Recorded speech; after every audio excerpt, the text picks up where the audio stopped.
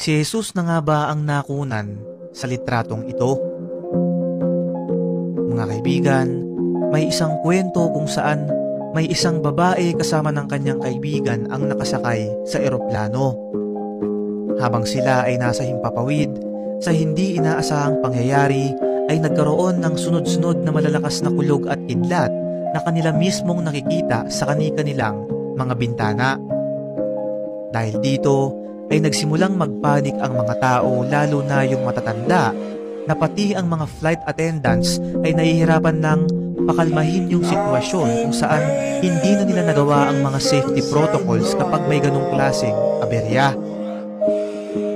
Habang nagiging hysterical ang mga tao at nagsisigawan sa takot na baka bumagsak ang kanilang sinasakyang eroplano, ay naisipan ng babae na to kasama ng kanyang kaibigan na maghawak kamay at magdasal.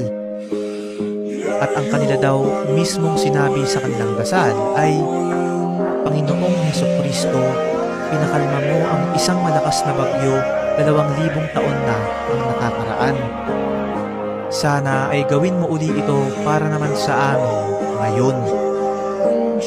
At mga kaibigan, 2 minuto lang daw ang makalipas pagkatapos nilang magdasal, ay tumigil ang turbulence o kaguluhan sa eroplano at bigla na lang nawala ang malalakas na hampas ng kidlat.